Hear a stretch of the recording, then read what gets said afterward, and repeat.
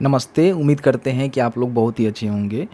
बिहार सरकार के द्वारा एक अपडेट निकल के आया हुआ था कि बिहार में जो स्टूडेंट क्रेडिट कार्ड योजना चलता है, जिसके माध्यम से आपको जो है 4 लाख रुपए तक की लोन सरकार प्रोवाइड करवाती है।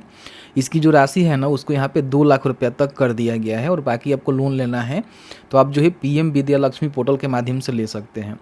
लेकिन अभी जो है देखेंगे तो यहाँ पे आईपीआरडी के द्वारा और जो अपने बिहार के मुख्यमंत्री हैं उनके द्वारा जो है ट्वीट करके जानकारी दी गई है कि ऐसा कोई बात नहीं है, 4 लाख जो मिल रहा है उतना अब यहाँ पे मिलेगा।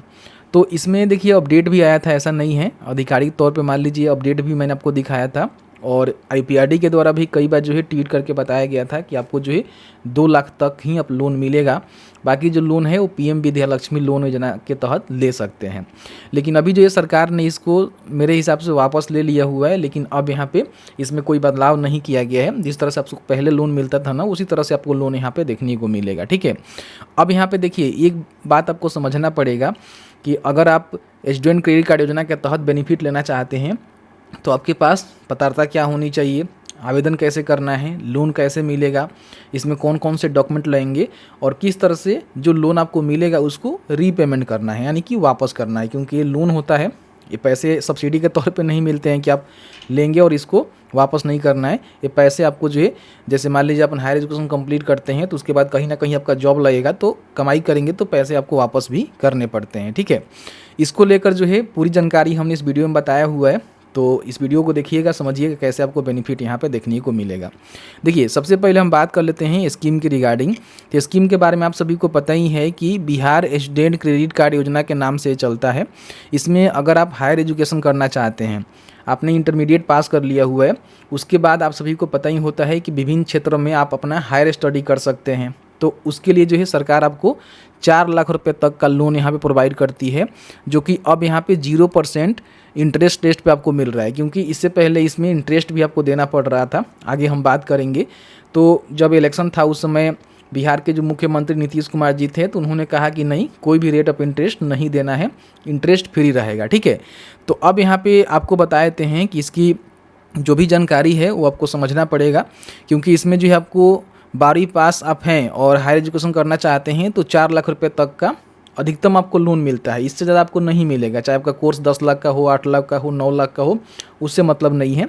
सिर्फ जो है 4 लाख रुपया तक ही इसकी सीमित सीमा रखी गई है, 4 लाख रुपये तक ही आपको मिलेगा। ठीक है, बहुत सारे लोग ऐसे हैं, बहुत सारे व्यक्ति ऐसे हैं जो कि अपने बच्चे को पढ़ाना चाहते हैं, या फिर बहुत सारे स्टूडेंट ऐसे हैं जो कि हायर स्टडी करना चाहते हैं। उनकी जो आर्थिक तंगी है उसके चलते वो पढ़ाई नहीं कर पाते हैं, एडमिशन उनका कहीं ना कहीं हायर स्टडी में नहीं हो पाता है।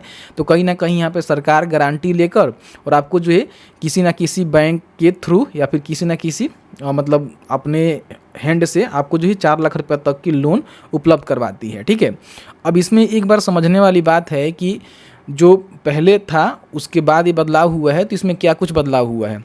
ठीक है, तो देखिए आपको बता दें कि 2026 में इसकी बदलाव किया गया था इलेक्शन के समय में, जैसे कि मैंने आपको अपडेट पहले ही बताया था। तो इसमें जो ब्याज दर था पहले जो है 2025 तक देखेंगे तो ये जो है 4% आपको सामान्य, जिसमें आपका जैसे जनरल कैटेगरी से आते हैं, बीसी कैटेगरी से आते हैं, ठीक है, एससी एसटी से कोई आता है तो उसको यहाँ पे मिलता था। लेकिन महिला कोई दिव्यांग था किसी भी कैटेगरी से तो उसको जो है 1% रेट ऑफ इंटरेस्ट यहाँ पे देना पड़ता था।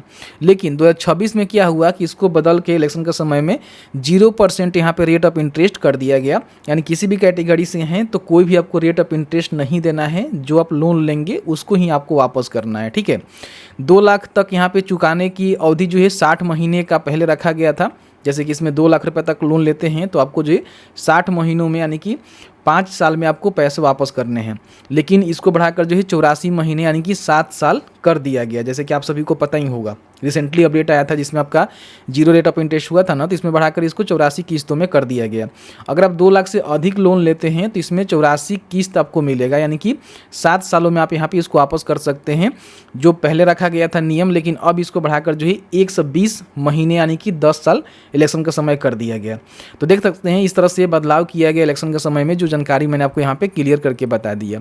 अब यहाँ पे हम बात कर लेते हैं कि जो लाभ है वो किसे मिलेगा, क्योंकि बहुत सारे स्टूडेंट यहाँ पे जानना चाहते हैं कि भाई किसे मिलेगा, क्या कुछ कंडीशन है। देखिए सबसे पहले बिहार के अस्थायी निवासी हैं, 12वीं कक्षा पास हैं और आपका जो उम्र है 18 से लेकर 25 के बीच में है तो कहीं ना कहीं आप इसका बेनिफिट ले सकते हैं।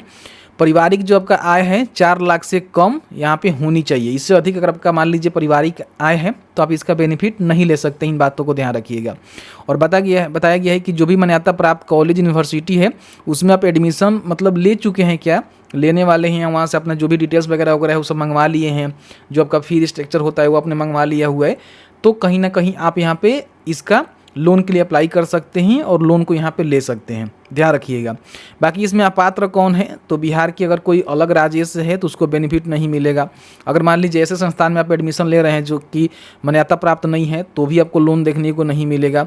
और 25 वर्ष से अधिक आपका उम्र है तो यहाँ पे समझिए कि आपको इसका लोन नहीं मिलेगा। इन बातों को ध्यान रखेंगे। तो 18 से लेकर 25 बोला गया है, लेकिन 20 से लेकर 25 साल के बीच में ही आपकी उम्र सीमा रहती है। एक बार इसको जरूर चेकआउट करिएगा, ठीक है, देख लीजिएगा। तो ये जानकारी यहाँ पे आपको देखने को मिलेगा।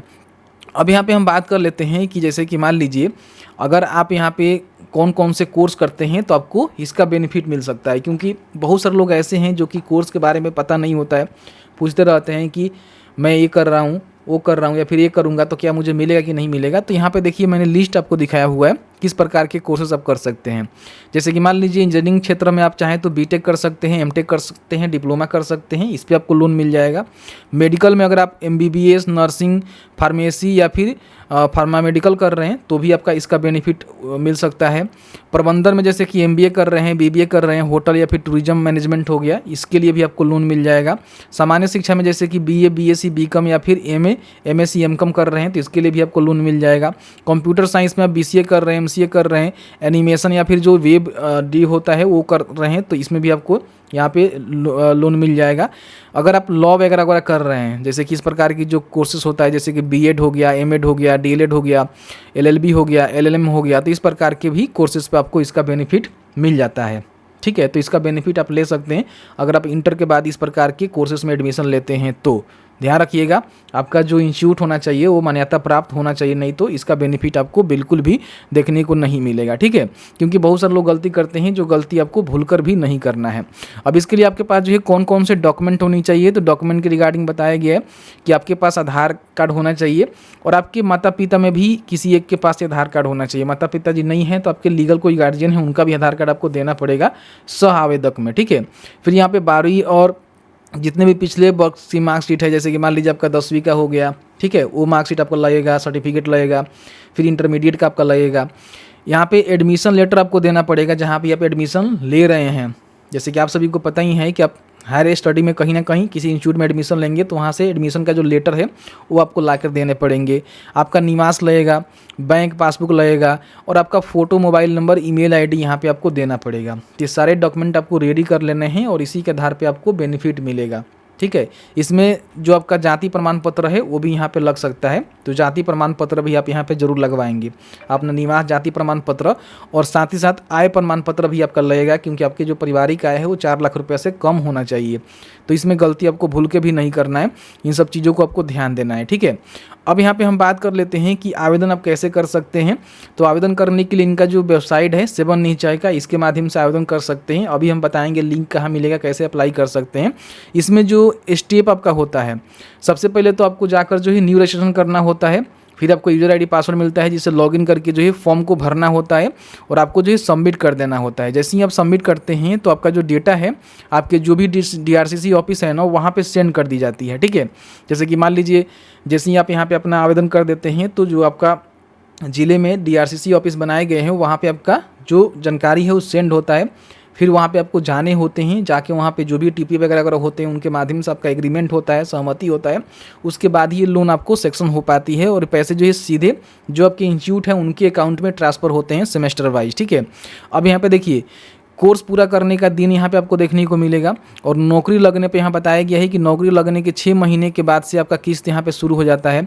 अगर आपका नौकरी नहीं लगता है, बहुत सारे मान लीजिए ऐसे भी स्टूडेंट होते हैं जो कि पढ़ाई तो कर लेते हैं लेकिन उनका नौकरी प्लेसमेंट नहीं होता है, तो सरकार द्वारा 1 वर्ष का जो है छूट आपको देखने को मिलेगा कि 1 वर्ष तक कोई भी आपको रेट ऑफ इंटरेस्ट भी नहीं लगेगा और पैसे भी आपको वापस नहीं करने हैं, लेकिन उसके बाद से आपका जो भी चीज़ें हैं वो यहाँ पे लागू हो जाएगा, यानी कि पैसे आपको वापस करने पड़ेंगे।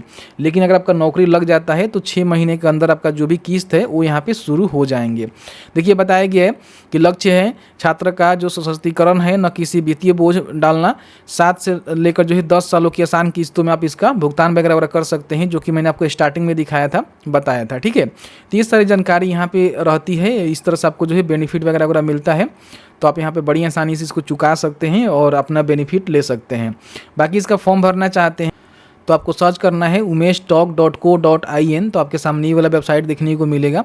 इसको ओपन करिएगा तो थोड़ा सा नीचे आने के बाद यहाँ पे जो आपका सरकारी योजना है इसमें ही लिंक आपको देखने को मिल जाएगा, बिहार स्टूडेंट क्रेडिट कार्ड योजना। तो यहाँ पे आकर जो है अप्लाई वगैरह कर सकते हैं। वैसे 7 नीचे का ये वाला पोर्टल है जिसके माध्यम से बड़ी आसानी से यहाँ से फॉर्म को भर सकते हैं।